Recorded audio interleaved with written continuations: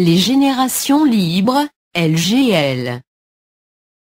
La corruption et les détournements de fonds publics font des milliers de morts au Mali. Pour dire stop, mobilisons-nous au Mali, à Bamako et dans le monde. Il y aura une journée carton rouge. Le vendredi 2 décembre 2011. À Bamako, Araïda, et devant un maximum d'ambassades et de consulats du Mali à l'étranger.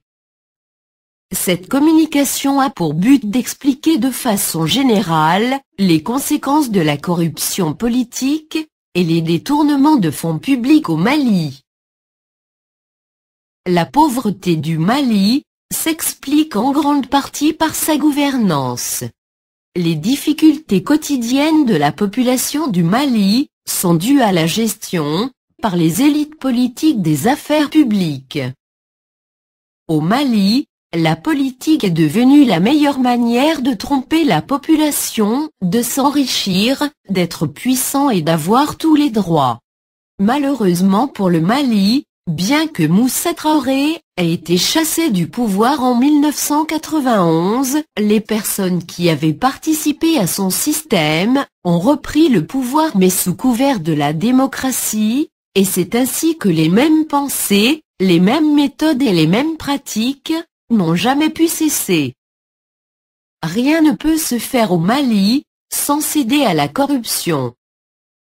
S'expatrier reste la seule alternative pour les habitants du Mali. Le constat est catastrophique. Les détournements de fonds publics et la délinquance financière sont très fréquents et sont devenus un sport politique national. Le système éducatif malien est détruit et est devenu le dernier au monde selon les normes et les critères de classement internationaux. Les enfants de ceux qui sont chargés de la gestion du système éducatif n'étudient pas au Mali et fréquentent les meilleures universités du monde. Leur avenir est assuré. L'injustice sociale n'est plus un tabou. Le Mali s'appauvrit et la vie coûte tellement cher que travailler ne permet plus de vivre. La majorité des Maliens et des Maliennes ne se sentent donc plus concernés par les affaires du pays. Le sentiment d'aimer la nation et d'appartenir tous au Mali ne cesse de disparaître.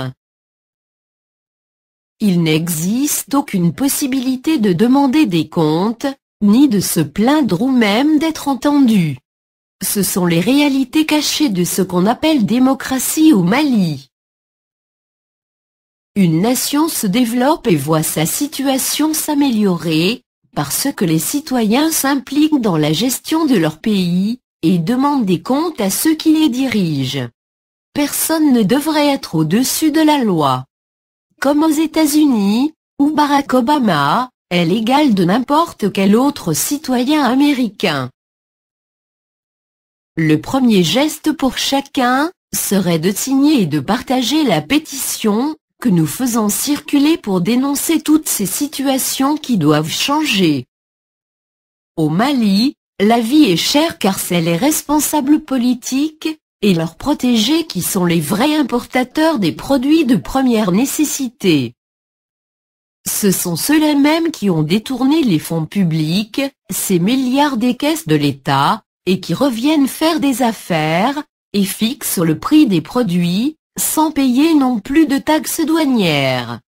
Plus de 70% des Maliens sont pauvres. Très peu de familles y arrivent à s'assurer par jour de repas corrects et équilibrés. Des centaines d'hommes et de femmes fortunés au monde sont plus riches que le Mali et toute sa population. Au Mali, les élites politiques et leurs familles ne sont absolument pas touchées par la dégradation des hôpitaux et dispensaires car ils ne se soignent pas là où le peuple se soigne. La jeunesse du Mali ne peut ni avoir accès à l'emploi, ni obtenir le moindre stage sans protecteur puissant ou connaissance dans l'administration, ou sans moyens financiers. La jeunesse est désespérée. Ces situations constituent un véritable crime contre le développement du Mali, c'est de l'humiliation et de la sélection sociale. Tous les citoyens devraient être égaux, et la nation juste et équitable pour tous ses enfants. C'est pourtant grâce au soutien financier de millions de Maliens expatriés qu'arrivent à survivre les villages et les familles restées au pays. Malgré cela, ils sont négligés, sous-informés, trompés, et ils ne bénéficient d'aucune assistance particulière par les ambassades du Mali lorsqu'ils rencontrent des problèmes dans leur pays de résidence. Pour résoudre leurs moindres problèmes, ils font face à des tracasseries administratives, qui ne cessent que lorsqu'ils acceptent finalement de payer ce qu'on exige d'eux. Le dernier rapport du vérificateur général du Mali nous apprend que plus de 388 milliards de francs CFA, soit plus de 835 millions de dollars américains, ont été détournés du budget national entre 2004 et 2010. Aucun responsable de ces détournements n'ont été poursuivis ni mis aux arrêts. Le vérificateur général ajoute qu'on pourrait identifier tous les cas de détournement de fonds publics, mais qu'il y a un véritable manque de volonté politique. Il nous informe aussi que 400 millions de francs CFA ont été débloqués pour le creusement de puits au nord du Mali. Ces puits n'ont jamais vu le jour, alors que des populations continuent de mourir de soif chaque jour au Mali. Rien qu'en 2006, les détournements de fonds publics identifiés par le seul bureau du vérificateur général ont représenté l'équivalent de 69% de tous les salaires annuels de la fonction publique malienne.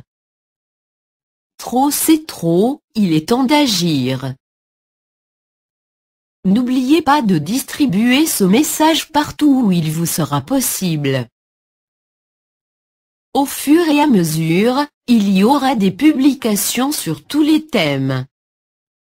Mobilisons-nous tous sur Facebook en allant sur www.facebook.cartonrougeaumali.com.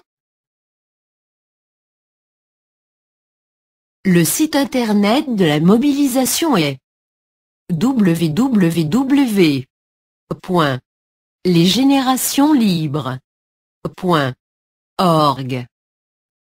Merci pour votre attention, c'était Claire, une amie du Mali, pour les générations libres. LGL